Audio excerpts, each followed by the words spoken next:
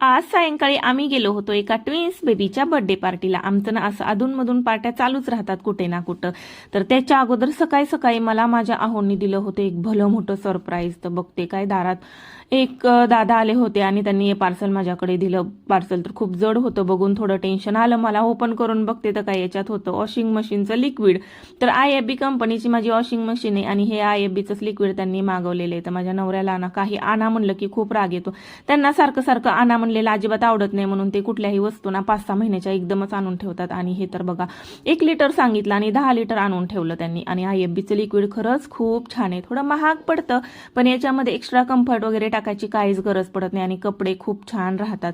म्हणून मग मला तर हेच आवडतं. आणि हे मेन म्हणजे याची बॉटल एवढी छान आहे ना, हे काढताना खूप छान इझिली काढता येतं, अजिबात सांडत नाही, बॉटल भरत नाही, लिक्विड पण वाया जात नाही. त्याच्यामुळे मला हे जास्त आवडतं. तुमच्या घरी पण असंच आहे का? माझ्या घरी तर असंच आहे. काही सारखं आणा आणा म्हणलं की त्यांना अजिबात आवडत नाही, म्हणून शक्यतो ते 5-6 महिन्याचं सामान एकदाच आणून ठेवतात. ज्या वस्तू टिकतात त्या वस्तू शक्यतो. चला मग आजच्या व्लॉगमध्ये एवढंच. भेटूया पुढच्या व्लॉगमध्ये. बाय.